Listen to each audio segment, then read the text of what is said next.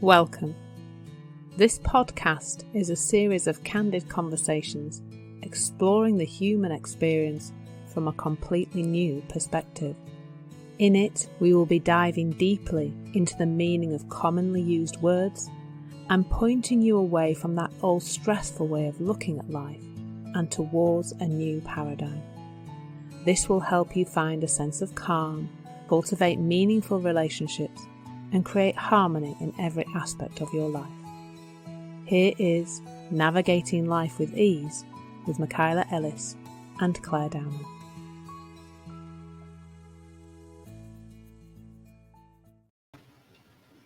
Hey, Claire. Hello. How are you? I'm good. How are you doing?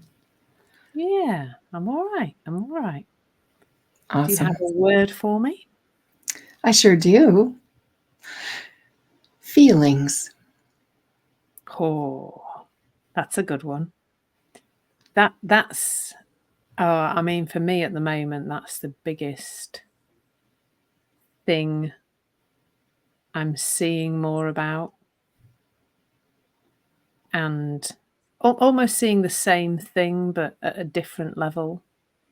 So, when we talk about feelings from this inside out understanding, we very clear that feelings don't come from the outside world, that they're, the world out there can't make us feel anything. Even the most annoying people can't actually make us feel anything. So we, that's very clear. And then there's the aspect of, we're feeling thought in the moment, never our circumstances. But I think what can happen sometimes for people on any kind of self-development or spiritual path is that feelings become the enemy.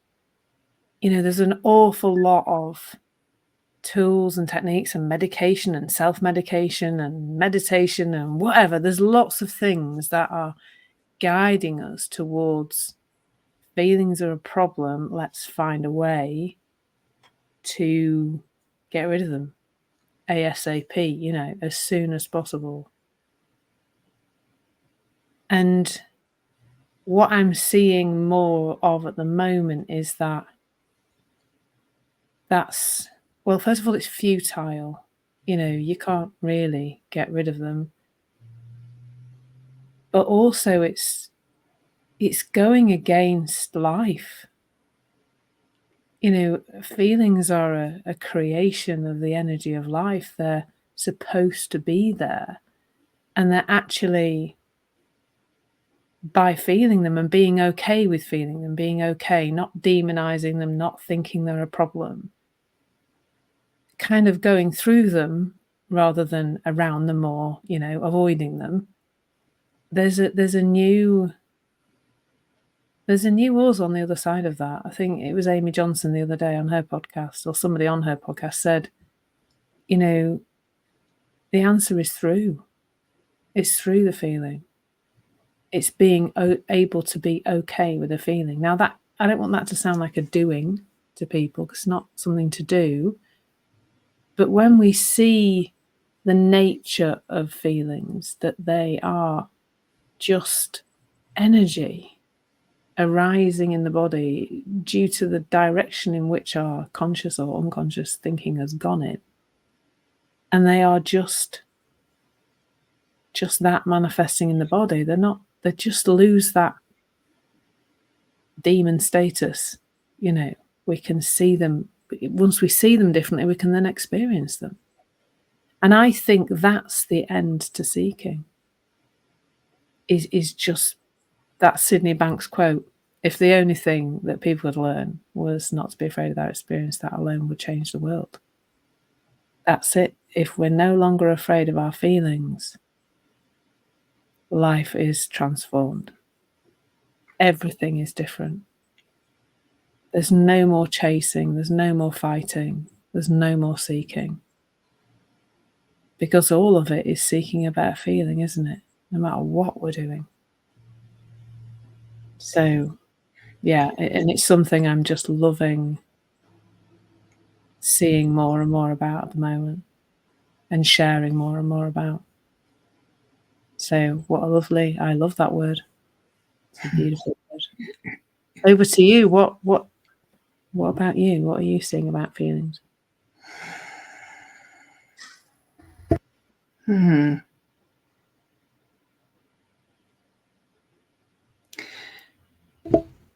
It's, feeling almost a little blank in a way. Me too, with seeing something different about feelings. Because it's interesting, the feelings that we pay attention to. Like when we pay attention to the ones that have us feel icky, strain or stress or whatever it is, and we can look at it as enemy, but everything is, the whole spectrum is experienced in some way at some point throughout our day, or at least throughout our week, where there might be a laugh, or there might be hilarity, or there might be, absolute joy, or even if it's just a moment. But we don't really give them the attention that we would something that has us feeling scary. Or so it's understanding that, just like those feelings that we're missing, we're not aware of, they're not bugging us. Actually, I'm just seeing something different. It's just like, of course, because it's our natural state of peace and joy, and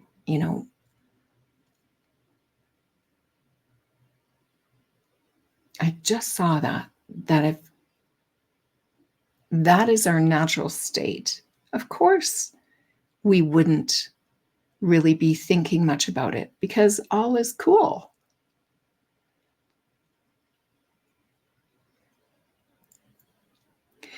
What I've and I saw this actually quite a while ago, like months ago, and it kind of slipped away, and then I caught it again this week.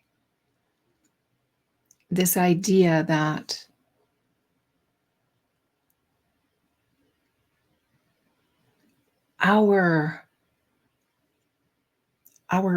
our foundation is really kind of mellow and peaceful, and that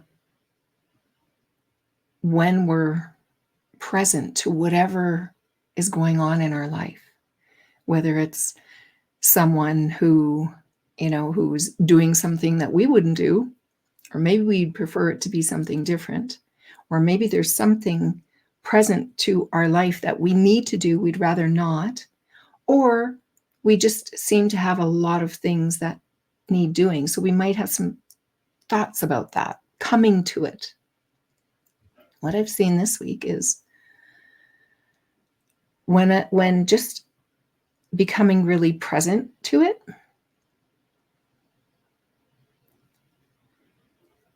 all of those, it's like the thought goes away, the feeling dissipates, because I'm not thinking about how this is bugging me or all these things to do. It's just like I'm present to now, right now. What it kind of showed me, I know I'm not articulating this very well, is that the feeling that it actually doesn't matter. The feeling actually really doesn't matter. The one that's we're not wanting.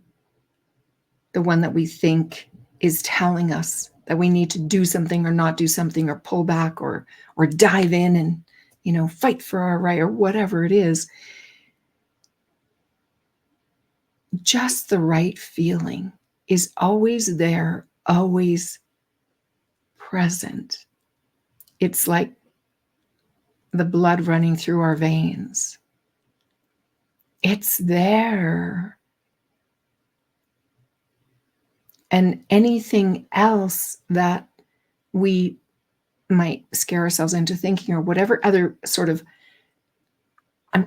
in this example, I'm kind of seeing it as like a blanket kind of covering over what's naturally there. It's just like we can just let it fall. We really don't have to do anything about it. We can partake in whatever is going on in the present moment, no matter what.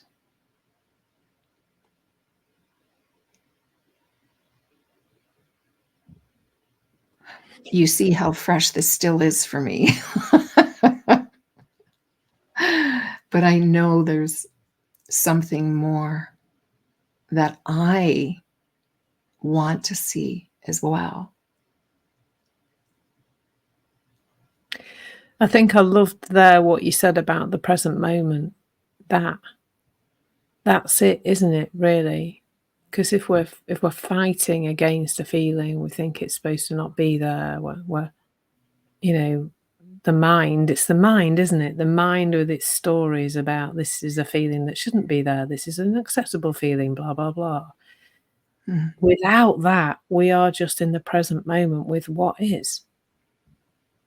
And that's the only place, really, like you spoke about natural state before, but that's the only place we really are ever in anything like a natural state. Even if we're not even if we're not calm, there's something for me about seeing that all of it is our natural state.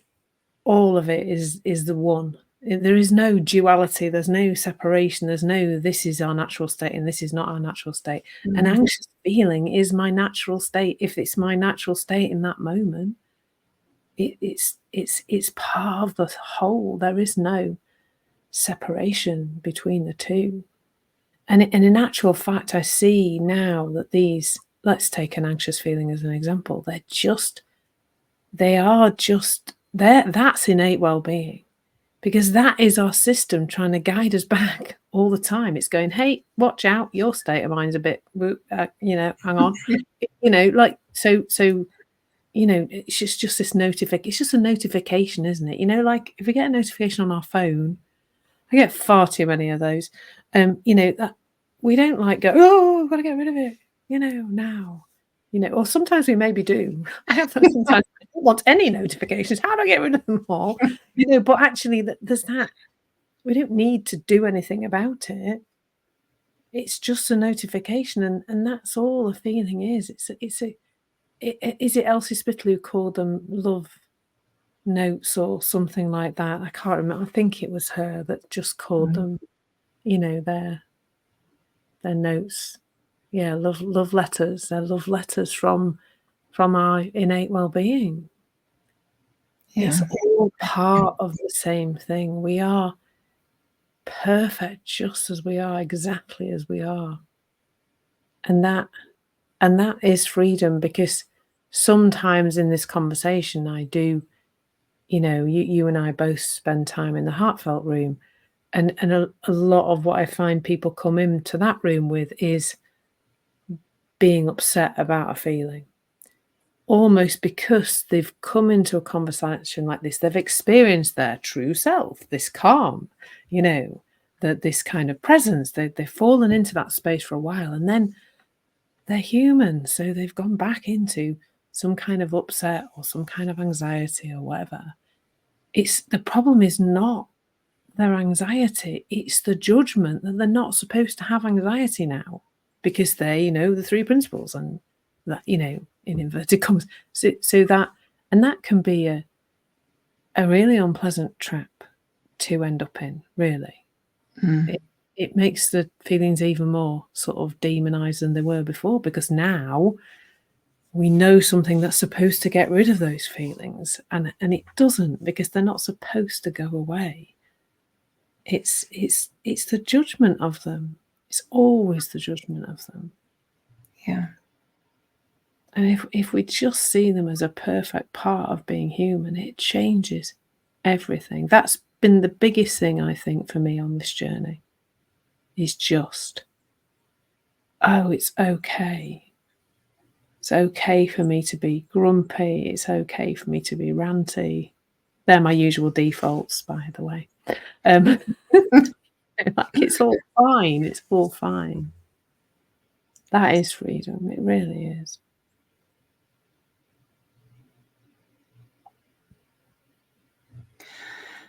Yeah, there's one more thing I'd like to kind of explore. Like, first, it's like, yeah, we do have those things that humanize us. And me, it's like, I still want to see it differently because I know it's not helping me. It's not, when I have something, my things that I do, right? And it's often around my kids and thinking, that their life needs more of this or less of that in order for them to be happy. And it's like, no, they're good. They're good. They don't need me. They have their own. They have the same guidance, only coming through them in their own unique way. So I want to see those things different. I want to see it more. So the less I will trip back into that. And there's one more thing that this is a slippery part. And I think this is kind of how it got triggered again. This tickle of my mind. It's like, oh, wait. Often we'll hear the feeling isn't telling you anything. The feeling isn't telling you that you shouldn't go do that thing or that you should go do that thing. The feeling is just telling you what you're thinking. Okay, so got that. And this way of, and I think how we had been talking about it before, how I had heard it, it was around inspiration, which is just another feeling. But if we're looking to that, it's just like if you're inspired to do something, then you might go do it. And then I heard someone who's, well grounded in this say, inspiration is part of your natural state. Whatever you come to, you can come to it with that. I was coaching someone yesterday, and I heard something come out of my mouth that made me go like, yeah. And it was about courage. She wanting more courage. And I said, well, kind of like courage is just a made up word. It's like courage is what you are before you scare yourself with your thinking. It's like you can come to anything with that. And I said, but really you're not even being courageous. You're just being who you're infinite creative being, just doing things. So another example, maybe if I had someone in my life I've heard throughout my life her saying, you're so brave. You're so, courageous, because she sees me doing things that she would not but it doesn't feel like courage to me. It feels natural to me. And I think we all have that. And some things we are just more inclined to do, and sometimes maybe not. And one day maybe we will be. Anyway, I feel like this subject there's just so much in here that is way, I do believe that it's way simpler than what it can, than what we tend to make it out to be. And yet there feels like there's so much to talk about with it. Very fascinating. This is fascinating to me. And I think because I can see that I'm still missing something. There's still something more. And it's like right there. Your mind gets tickled and it's like just out of the you look to try and catch it. It's like a shadow, and it's like the more you try and look for it, the more it slips away. Like point. I heard Michael Neal, right, uses his. It's like pointing at fire with ice. Yeah, it's very cool. What did anything more pop up in that for you? No. Just that I think if there's something around behavior, maybe we focus too much on that behavior and then try and, like, that's an extra thing to navigate around the feelings and what's going on, whereas maybe the behavior will change when it's ready to change. Just like the feelings pass when they're ready to pass, and the thoughts do too. And we don't have to do that.